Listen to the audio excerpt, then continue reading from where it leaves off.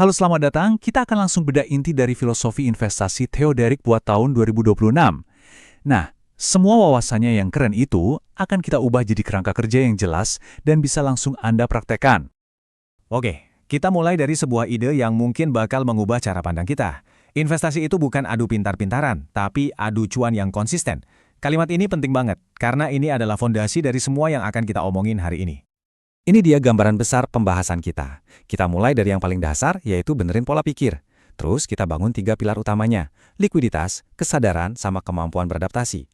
Dan di akhir, kita bakal cari tahu apa sih investasi yang paling pas buat Anda. Yuk, kita mulai dari bagian pertama. Oke, bagian 1. Pola pikir.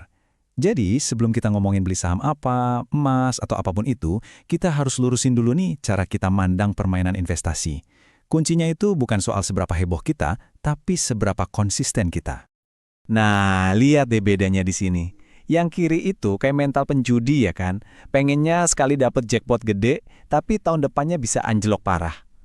Nah, yang kanan, ini tujuan kita.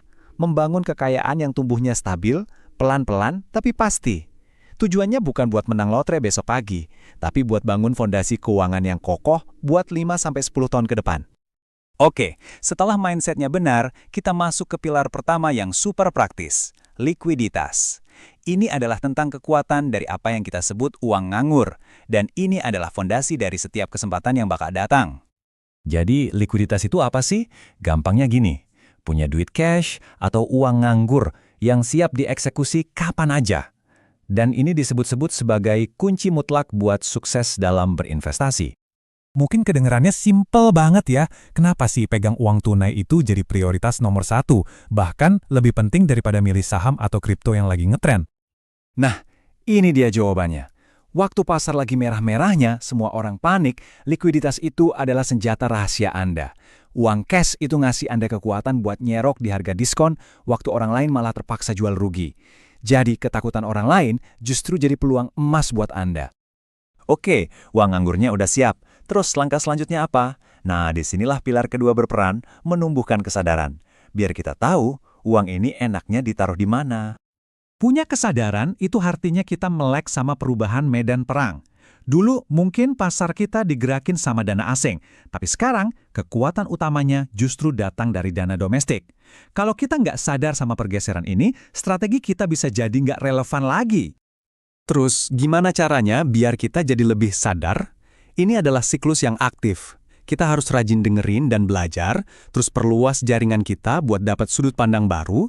Nah, dari situlah kita bisa mulai diversifikasi portofolio kita dengan lebih percaya diri. Hasil akhirnya, kita bisa punya portofolio yang seimbang kayak gini. Setengahnya kita pakai buat menyerang, cari pertumbuhan lewat aset kayak saham. Setengahnya lagi kita pakai buat bertahan, misalnya dengan emas, buat melindungi nilai aset kita kalau pasar lagi nggak menentu. Sekarang kita sampai di pilar ketiga, dan ini yang menyatukan semuanya, yaitu menjadi adaptif. Ini yang disebut-sebut sebagai pola pikirnya para pemenang. Ini dia kuncinya. Adaptif itu bukan berarti kita harus jadi orang yang paling tahu segalanya. Justru sebaliknya, kita harus punya kerendahan hati untuk merasa bodoh, untuk selalu siap belajar hal baru karena zaman itu pasti berubah. Ini adalah contoh nyata gimana adaptasi itu bekerja. Lihat perjalanannya, dari main di pasar mobil bekas, terus pasarnya berubah, ya dia pivot, nggak kaku. Dia lihat ada peluang baru di emas batangan, ya dia masuk. Strategi saham pun diubah biar sesuai sama kondisi pasar terkini. Intinya, bukan setia sama asetnya, tapi setia sama peluangnya. Oke, kita udah bahas soal pola pikir dan ketiga pilarnya. Jadi, pertanyaannya sekarang adalah, apa sih investasi yang paling bagus buat Anda di tahun 2026 nanti? Jawabannya mungkin agak mengejutkan, karena investasi terbaik itu bukan saham A, bukan kripto B, atau aset apapun yang lagi direkomendasiin sama banyak orang. Tapi inilah jawabannya. Investasi terbaik adalah sesuatu yang Anda pahami betul seluk-beluknya, dan yang bisa Anda biayai pakai uang nganggur Anda. Bukan uang dapur, bukan uang utang. Contohnya bisa beda-beda buat tiap orang. Kalau Anda peternak ikan, mungkin investasi terbaik yang memperluas kolam. Kalau Anda influencer, ya bisa diversifikasi ke saham dan emas. Buat yang baru mulai, nabung emas batangan secara rutin aja udah jadi langkah yang luar biasa. Prinsipnya sama, investasikan di bidang yang Anda kuasai, pakai uang dingin. Nah, sekarang pertanyaan ini saya kembalikan ke Anda. Dengan berpegang pada kerangka likuiditas, kesadaran, dan adaptasi, kira-kira apa investasi terbaik versi Anda?